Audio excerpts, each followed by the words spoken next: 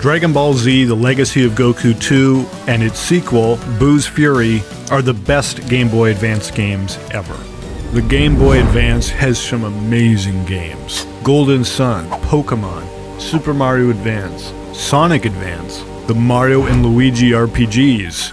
But the reason why Legacy of Goku 2 and Boo's Fury are the best is that they're just so damn replayable and fun.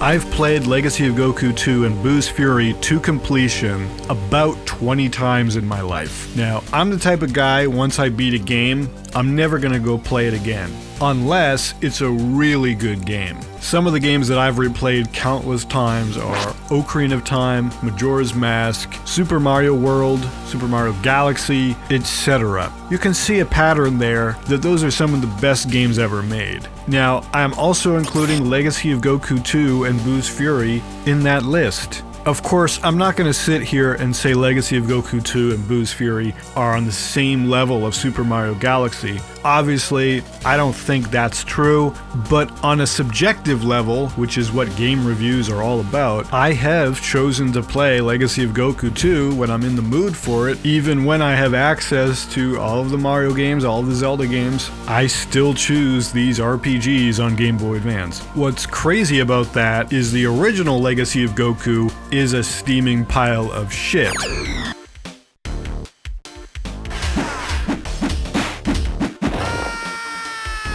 Wow! It is a really bad game. Now, I do have a lot of nostalgia for it, but objectively, it's really not that good.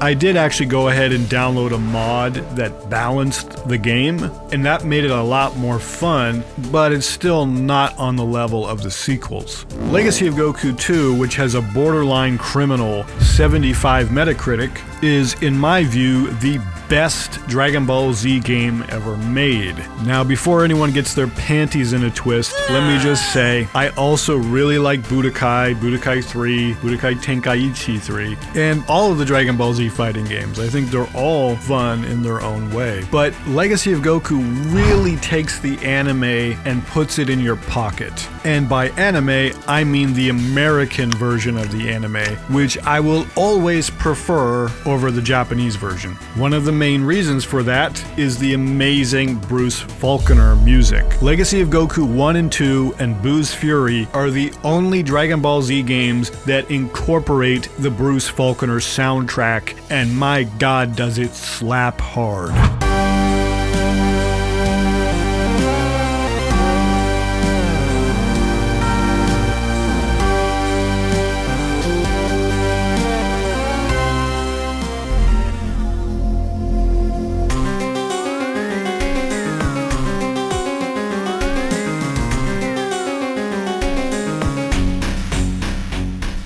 Webfoot Technologies was an American developer, so it makes sense that they would want to use the American soundtrack. It is such a shame that we're never going to get another Dragon Ball Z game that uses this soundtrack, because this soundtrack to me is pretty much half of the Dragon Ball experience. When I think of the good memories of Dragon Ball Z, I always think of the music. And yes, the music is accompanied by high-octane fights that I also love, but the point is, I really want another game with the Bruce Faulconer music, and it's a sad fact that it's never going to happen. Luckily, we can keep replaying these games because they hold up. The story of these games pretty much exactly follow the anime, only condensed or abridged to fit the constraints of a Game Boy Advance cartridge. A lot of the dialogue in the game is literally ripped straight from the anime. That's not to say that the game doesn't take any artistic liberties. For example, throughout the game, sometimes movie characters will appear in random places that never occurred in the original canon. But as a kid, I didn't give a shit about canon. That was just awesome to see. Hell yeah, I want to beat the fuck out of Broly. Cooler too? Why not? In fact, I wish they included every movie character in random places.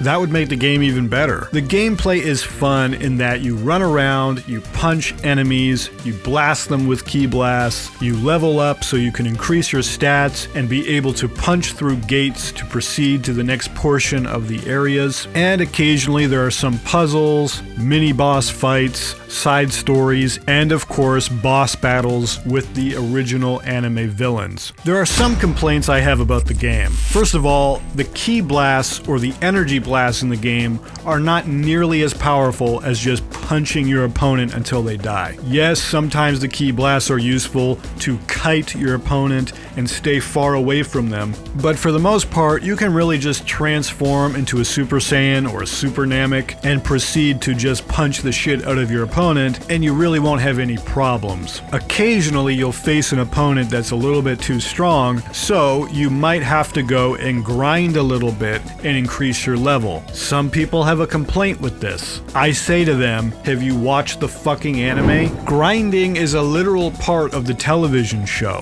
Goku and his friends go and train to level up and beat the next opponent. The game itself is just being faithful to the anime. And this is an RPG. Do people really complain in Pokémon that you have to level up your Pokémon? No, sometimes you have to level up. So yes, there is some grinding, and some of you may not like that, but not only do I think that's not a big deal, I actually think it's a good thing, because the whole point of this game is to be faithful to the anime. There are some other minor complaints here and there, but as I've said, I played the game 20 times in my life, and I've never gotten bored of it over the years.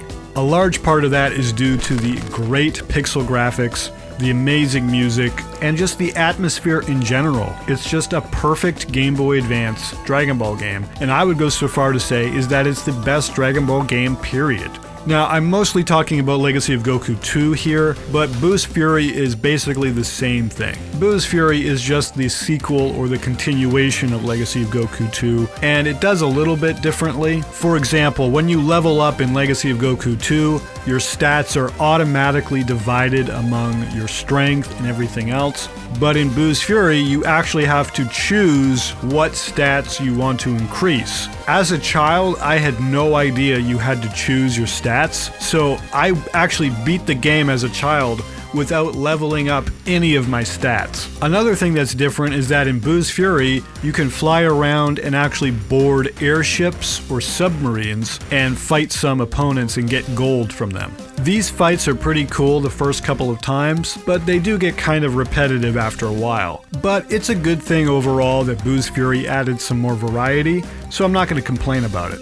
Also new in Boo's Fury is that you could acquire gear and equip it to your characters to increase your stats. With all these new additions, you could say that Boo's Fury is technically better than Legacy of Goku 2, but on a purely personal preference level, I do think Legacy of Goku 2 is the better game, but just by a small margin. And while Legacy of Goku 2 had an almost criminal 75 Metacritic, Boo's Fury has a downright disgusting 62 Metacritic. Yes, IGN strikes again with a 6.5 out of 10. But most egregious is a 2.5 out of 10 by Gaming Age, and a 4.5 out of 10 by Game Informer. Okay, I just felt good about the fact Game Informer is officially out of business. Are these the deepest RPGs ever made? Hell no. But they're fun, plain and simple. They're breezy, they're relaxing. I would say they're the ultimate comfort food game for a Dragon Ball fan. And if you're not a Dragon Ball fan, I've got a question for you.